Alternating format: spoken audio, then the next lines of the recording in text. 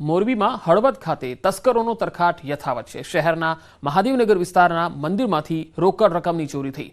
Umiya park સોસાયટીમાં બે મકાનમાં ચોરીનો નિષ્ફળ પ્રયાસ થયો। શહેરના રસ્તાઓ પર બેખૌફ ફરી રહ્યા છે તસ્કરો અને સીસીટીવીમાં પણ જોઈ શકાય છે કે આ તસ્કરોને કાયદાનો કોઈ ખૌફ નથી, પોલીસનો કોઈ ડર નથી અને ચેલેન્જ આપી રહ્યા છે।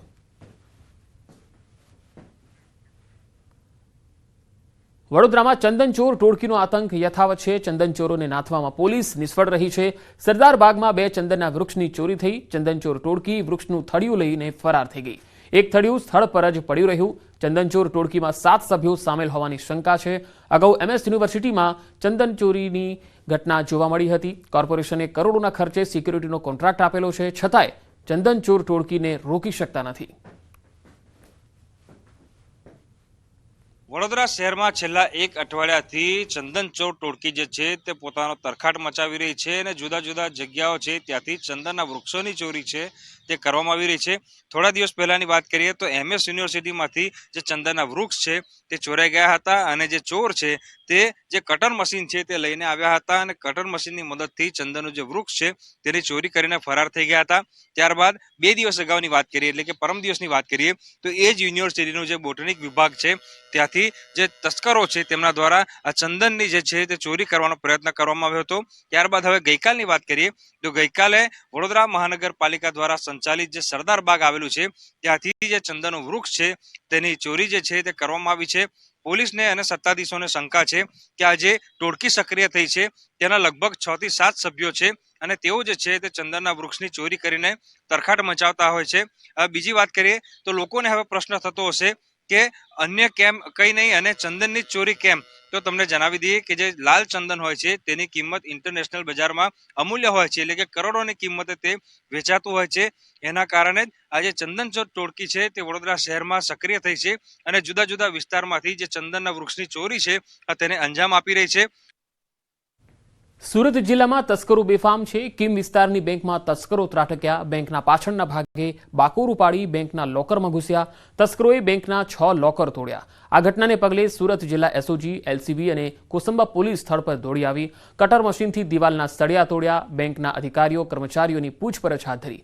કેટલા મુદ્દામાલની ચોરી થઈ તે હજુ જાણવાનું બાકી છે। આ તરફ સુરત जिला પોલીસ વડા હિતેશ જોઈસરાએ ઘટના સ્થળે જઈને નિરીક્ષણ કર્યું। આટલી મોટી બેંક છતાં બેંક દ્વારા સિક્યુરિટી ગાર્ડ મૂકવામાં નહોતો આવ્યો। બેંકના પાછળના ભાગે ફક્ત પ્લાસ્ટિકનો તકલાદી દરવાજો હતો। સ્થળ પરથી શંકાસ્પદ પ્રવાહીની પોટલીઓ અને કાકડીઓ મળી આવી।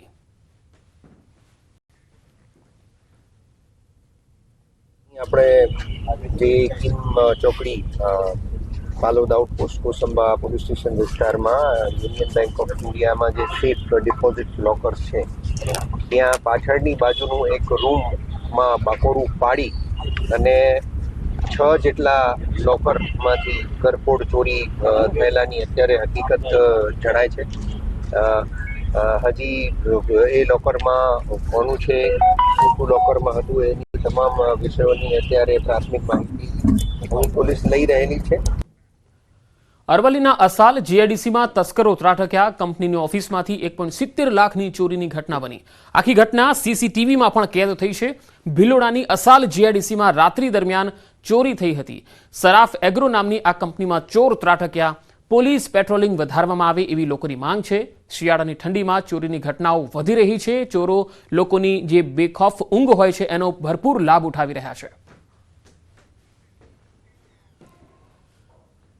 વલસાડ શહેરના તિથલ રોડ પર પસાર થતી એક કારે બાઇક સવાર 2 યુવતીઓને અડફેટે લીધી। અકસ્માત સર્જી કાર ચાલક ફરાર થઈ ગયો। જો કે લોકોએ કારને રોકી હતી અને ત્યારબાદ રોષે ભરાયેલા ટોળાએ કાર ચાલકને સાથે ઉગ્ર બોલાચાલી કરી અને સાથે ટપલી દાવ પણ કર્યો। અકસ્માત સર્જનાર કારમાં ગુજરાત સરકાર અને આસિસ્ટન્ટ કમિશનર ઓફ લેબર એ નામના સરકારી હોદ્દાનું બોર્ડ મૂકેલું હતું। જો કે કારમાં માત્ર ડ્રાઈવર જ સવાર હતો। આથી લોકોએ કાર ચાલક પર રોષ વ્યક્ત કર્યો। લોકોએ પૂછતા ડ્રાઈવર અંકિત પટેલ વડોદરાનો હોવાનું જણાવ્યું હતું। કારમાંથી કોઈ અંકિત પટેલ નામનું ઓળખપત્ર પણ મળી આવ્યું હતું। જો કે ડ્રાઇવિંગ કરતી વખતે ખેંચ આવી ગઈ હોવાથી આ બનાવ બન્યો હોવાનું કાર ચાલકે જણાવ્યું। હોસ્પિટલ જતો હતો અને રસ્તામાં મને અચાનકથી ખેંચાઈ ગઈ। દવા બી ચાલુ છે એટલે સાઈડ પર ઊભી કરી દીધી અને પછી અંદર આરામ કરવા માંડ્યો। કશી ખબર નહીં મને ખેંચાઈ ગઈ એટલે। સુરતમાં ધૂળતી મહિલાઓનો વિડીયો વાયરલ થયો છે। ગંદા પાણીમાં ધૂળતી મહિલાનો વિડીયો છે। આ તસવીરો જુઓ। એક સાથે મહિલાઓ ગટરના ગંદા પાણીમાં ધૂણી રહી છે. વાયરલ થયેલો આ વિડીયો માંગરોળના કોઠવા ગામનો હોવાનું અનુમાન છે. હવે આ મહિલાઓ ગંદા પાણીમાં શા માટે ધૂણી રહી છે અને એક્ઝેક્ટલી કારણ શું છે, ક્યાંની છે આ મહિલાઓ, હજુ સુધી કોઈ માહિતી મળી શકી નથી. નવસારી જિલ્લાના નેશનલ હાઈવે નંબર 48 પર આવેલા આમડપોરની ઘટના છે, જ્યાં સર્વિસ રોડ પરની બાજુમાં આવેલા રેસ્ટોરન્ટમાં ટ્રક ઘૂસી આવ્યો. મોડી રાત્રે અકસ્માત સર્જાયો હતો. અકસ્માતની ઘટનાના સીસીટીવી પણ સામે આવ્યા છે, જેમાં સ્ટીયરિંગ પરથી કાબુ ગુમાવતા ટ્રક રેસ્ટોરન્ટમાં ઘૂસી ગયો. આ તસવીરોમાં જોઈ શકાય છે. આખી ઘટના જે છે એ સીસીટીવીમાં કેદ થઈ છે. અકસ્માત થયો એ જગ્યા પર સિક્યુરિટી ગાર્ડ બેઠો હતો. સદનસીબે કોઈ જાનહાનિ થઈ ન હતી.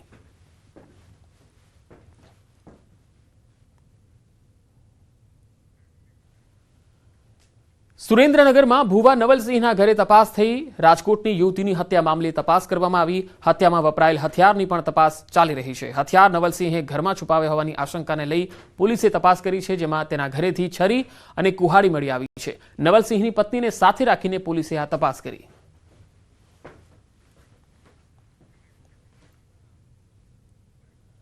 સાયબર ફ્રોડને લઈને જૂનાગઢ પોલીસની કાર્યવાહી. અમદાવાદના 2 આરોપી અને જૂનાગઢના 6 સહિત 8 આરોપીઓની ધરપકડ કરાઈ. દેશભરમાં સાયબર ક્રાઇમના કિસ્સા વધી રહ્યા છે, ત્યારે 50 કરોડનું દેશવ્યાપી છેતરપિંડીનું કૌભાંડ સામે આવ્યું છે. લોકોના બેંક ખાતા ભાડે અને તેમાં નાણાં જમા કરાવવામાં આવતા હતા. હવાલા મારફતે નાણાંની હેરફેર સહિતના ગુનાઓની અરજી મળી હતી, જેને લઈને જૂનાગઢ રેન્જ આઈજી નિલેશ જાજડિયાના માર્ગદર્શન હેઠળ તપાસ શરૂ કરાઈ. આ તપાસમાં 200 જેટલા ખાતાઓની સંડોવણી બહાર આવી, જેમાં 82 ખાતા વિરુદ્ધ ઓનલાઈન ફરિયાદ નોંધાઈ છે.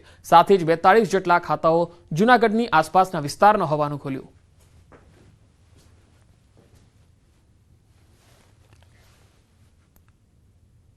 માં કબૂલાત આપેલી કે 200 કરતા વધારે ખાતાઓ એમને આ રીતે મેળવેલા છે.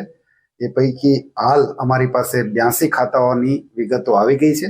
82 પૈકી જે 42 ખાતા છે એનું એનાલિસિસ કરતા આજે તમામ ખાતાઓ આખા ભારતમાં જ્યાં જ્યાં સાયબર ક્રાઇમની કમ્પ્લેન થઈ છે એ લગભગ 50 કરોડ કરતા પણ વધારે રકમની ફ્રોડ થયેલું છે. વલસાડના ધરમપુરમાં સરસ્વતી સાધના યોજનામાં વિદ્યાર્થીઓને ભંગાર સાયકલો અપાતા વિરોધ થયો.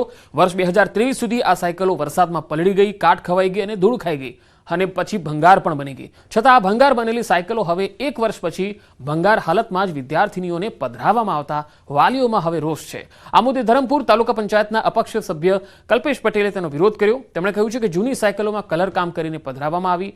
સાયકલના ટાયરમાં હવા પણ નથી. આજે જે સાયકલો આપી રહ્યા છે એ પણ બધી કાટ ખાયેલી છે.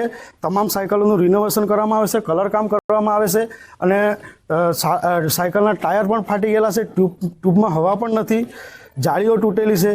જે પણ વિદ્યાર્થીઓ લઈ જાય છે એ દરેક સાયકલ પાછળ એક વિદ્યાર્થીને 500થી વધારે રૂપિયાનો ખર્ચો પડશે. મારે બેબી અત્યારે 10મામાં છે. 9મા ધોરણની સાયકલ એ અત્યારે 10મામાં મળી છે.